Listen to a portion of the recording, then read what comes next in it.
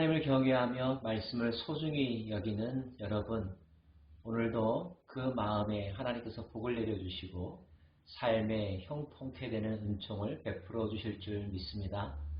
오늘은 열왕기하 2장입니다. 혹시 여러분 기억하십니까? 엘리야가 갈멜산에서의 영적 대결에서 승리하고 난 다음에 이세벨의 복수 다짐을 듣고 깊은 영적 우울증에 빠졌던 적이 있었었죠. 그때 하나님께서는 먹을 것과 또 비전을 회복시켜 주심으로 그를 수렁으로부터 건져내어 주셨는데요. 그때 하나님께서 엘리야에게 명하신 내용 가운데 하나가 후계자를 세우라는 것이었습니다. 그가 바로 엘리사였지요. 엘리사는 엘리야의 제자가 되어서 엘리야를 따라다니면서 하나님을 배웠고 또 말씀 사역을 배웠습니다. 열왕기하 2장에는 이제 엘리야의 시대가 마무리되고 그 바톤이 엘리사에게로 넘어가는 장면이 기록되어 있습니다. 여호와께서 회오리 바람으로 엘리야를 하늘로 올리고자 하실 때에 엘리야가 엘리사와 더불어 길갈에서 나가더니 엘리야가 엘리사에게 이르되 청하건대 너는 여기 머물라 여호와께서 나를 베델로 보내시느니라 하니 엘리사가 이르되 여호와께서 살아계심과 당신의 영혼이 살아있음을 두고 맹세하노니 내가 당신을 떠나지 아니하겠나이다 하는지라. 이에 두 사람이 베델로 내려가니 엘리야가 엘리사에게 내가 베델로 갈 것이니 너는 여기 머물라 이야기하는 장면입니다. 여기서 등장하는 지명 길갈은 여리고 근처 길갈이 아니라 세겜 땅 근처의 길갈이라고 학자들은 설명합니다. 길갈에서 베델로 가겠다고 했을 때, 여기 머무르라고 했을 때 엘리사는 반대하면서 극구 따라가겠다고 이야기합니다. 스승을 옆에서 모시겠다는 뜻이고 계속하여 스승 옆에서 배우겠다고 하는 뜻입니다. 베델로 갔습니다. 베델에서 여리고로 갔습니다. 여리고에서 요단까지 갔습니다. 장소를 옮길 때마다 엘리야는 엘리사에게 여기 머물러 있으라 라고 말하지만 엘리사는 이에 굴하지 아니하고 엘리야 옆에 꼭 붙어 다닙니다. 엘리사가 엘리야를 얼마나 사랑하고 존경하는지 섬기려고 하는지 더불어 그가 얼마나 배움에 대한 열정이 많은지를 볼 수 있는 장면으로 이해하실 수 있습니다. 드디어 요단강 근처에 왔을 때의 일입니다. 선지자의 제자 50명이 가서 멀리 서서 바라보매 두 사람이 요단가에 서 있더니 엘리야가 겉옷을 가지고 말아 물을 치매 물이 이리저리 갈라지고 두 사람이 마른 땅 위로 건너니라. 우리가 알기로 요단강 물이 멈추고 사람들이 마른 땅같이 건넜던 것은 여호수아서에 나오는 장면으로만 알고 있는데 오늘 말씀에 보면 엘리야와 엘리사가 요단강을 마른 땅같이 건넜다는 기록입니다. 건너매 엘리야가 엘리사에게 이르되 나를 내게서 데려감을 당하기 전에 내가 내게 어떻게 할지를 구하라.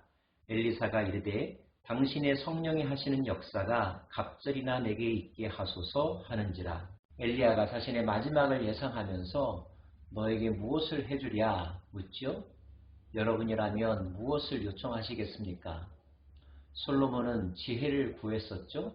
다윗은 하나님의 마음을 구했습니다. 엘리사는 무엇을 구했을까요? 갑절의 영감을 구했다고 기록되어 있습니다. 스승의 제자로서 스승의 뒤를 이어 언젠가는 사역해야 할 사람으로서 하나님의 일을 하기에 부족함이 없는, 부끄러움이 없는 영적 능력을 사모했던 것이죠. 그의 신분에 맞는 요청을 했다는 점에서 소망을 가졌다는 점에서 귀한 일이라고 말할 수 있습니다.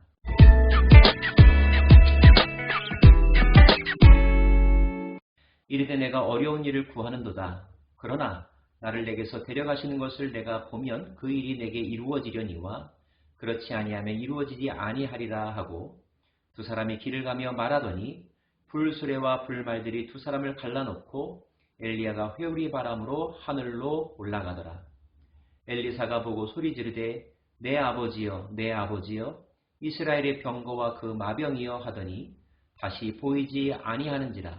이에 엘리사가 자기의 옷을 잡아 둘로 찢고 엘리야의 몸에서 떨어진 겉옷을 주워 가지고 돌아와 요단 언덕에 서서 엘리야의 몸에서 떨어진 그의 겉옷을 가지고 물을 치며 이르되 엘리야의 하나님 여호와는 어디 계시나이까 하고 그도 물을 치매 물이 이리저리 갈라지고 엘리사가 건너니라.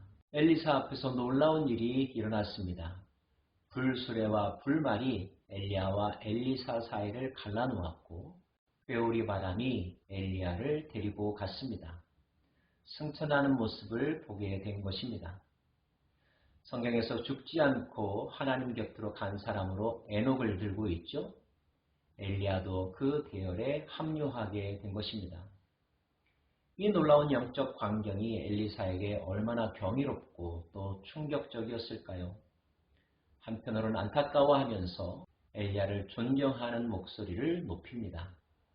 그리고 그는 엘리야의 겉옷을 집어들죠. 겉옷이란 엘리야의 신분을 상징하는 선지자의 예복이었을 것입니다. 옷을 걸쳐 입는다고 하는 것은 위임받는다는 뜻이요. 그러한 자격을 갖춘다는 의미를 가지고 있죠. 과연 엘리야의 영이 엘리사에게로 흘러갔을까요? 엘리사가 그 옷으로 물을 쳤습니다. 물이 갈라졌습니다. 다시 엘리야는 건넜던 그곳을 마른 땅같이 되건너올 수 있었습니다. 멀리서 지켜보고 있던 50명의 선지 제자들이 엘리사를 경배합니다. 그리고 혹시 있을지도 모르는 엘리야를 찾겠다고 자원하죠. 3일 동안이나 찾았지만 엘리야의 흔적은 그 어디에도 없었습니다. 이 땅에 있지 않았기 때문이죠. 하나님 나라로 직행했기 때문입니다. 성경에 많은 인수인계의 과정들이 있지만 오늘 이 장면처럼 드라마틱하고 경이로운 바톤 터치의 장면이 어디 있을까요? 왜 특별히 이런 장면을 통하여서 하나님의 사역은 다음 세대로 넘어갔다는 것을 보여주고 계신 것일까요? 무엇보다도 영적으로 어두웠던 그 시대에 하나님의 사람과 하나님의 말씀을 우습게 여기던 그 시대에 하나님의 말씀은 살아있으며 하나님의 말씀은 특별하며 하나님의 말씀에 사람 역시 소중하다는 것을 보여주기 위한 것이라고 이해됩니다. 그리고 그와 같은 의미는 그 다음 장면에서도 계속되죠. 그것은 수질이 매우 안 좋았던 여리고성의 물에 소금을 그 근원에 뿌리자 그 물이 정수되었던 사건입니다. 마치 마라의 쓴물이 단물로 바뀌었던 출애굽 과정 중에 한 장면을 떠오르게 합니다. 또 하나의 사건이 있습니다. 엘리사가 요단을 떠나 여리고를 거쳐 베델에 이르게 되었을 때 많은 젊은 아이들이 엘리사를 보고 비웃었습니다. 대머리라고 놀렸습니다. 사람을 놀리는 것은 좋은 태도가 아니죠. 외모를 빌미로 하여서 웃음거리로 삼는 것은 매우 비인격적인 행위입니다. 그런데 하필이면 또 그 대상이 선지자였습니다. 엘리사가 뒤를 돌이켜 그들을 보고 여호와의 이름으로 저주하매 곧 수풀에서 암곰들이 나와서 아이들 중에 42명을 찢었더라. 그들이 이런 결과를 겪을 줄 알았을까요? 알았다면 결코 그렇게 무례하지 않았을 것입니다. 시비 걸지 않았을 것입니다. 사람들은 이렇게 한 치 앞도 내다보지 못하는 어리석은 존재라는 사실을 우리는 기억해야 합니다. 어리석은 존재가 살아갈 수 있는 가장 지혜로운 삶의 자세는 무엇일까요? 겸손한 것입니다. 예의를 갖추는 것입니다. 사람을 인격적으로 대하는 것입니다. 하나님을 경외하는 것입니다. 하나님의 사람을 존중하는 것입니다. 아마 이 소문이 전국 방방곡곡으로 퍼졌다면 그 시대의 사람들은 엘리사를 경외하고 두려워했겠죠. 엘리사가 하는 말을 함부로 듣지 않았을 것입니다. 그런데 그것은 엘리사의 말이 아니라 하나님의 말씀인 셈이 되겠죠. 하나님에 대하여 주의를 환기하고 하나님에게 집중하라는 하나님의 사인이었던 것입니다. 엘리사는 베델에서 갈멜산으로 갑니다. 자신의 스승 엘리야가 죽음을 각오하고 영적 대결을 벌였던 곳, 그리고 큰 승리를 거두었던 곳, 그 갈멜산 경지에 이르렀을 때 엘리사의 마음은 어떠했을까요? 그의 의지는 어떠했을까요? 아마도 하늘과 땅의 참된 신이신 여호와 하나님을 높여드리며 그분의 말씀대로만 살아가겠다고 다시 다짐하지 않았을까요?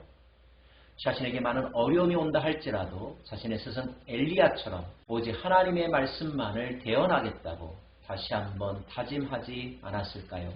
이런 영적 다짐과 재충전의 시간을 가진 엘리사는 북이스라엘의 수도 사마리아로 돌아갑니다. 아마도 그 땅의 사람들이 들어야 될 하나님의 말씀이 있기 때문일 것입니다. 이 시대에도 하나님은 하나님의 말씀을 가진 자들을 전 세계 방방곡곡으로 보내시면서 그들에게 선포하시고 때로는 위로도 하시지만 때로는 경고하십니다. 진리의 말씀을 선포하게 하십니다. 왜요? 그 시대가 들어야 하기 때문입니다. 그 시대의 지도자가 그 시대의 젊은이들이 들어야 될 말씀이 있기 때문이겠죠. 부디 그 사람들이 하나님의 말씀을 함부로 여기지 않기를 원하고 마음을 열고 겸손하게 경청할 수 있기를 원합니다. 하나님의 말씀은 내 발의 등이요 내 길의 빛이 될 것입니다. 생명의 양식이 될 것입니다.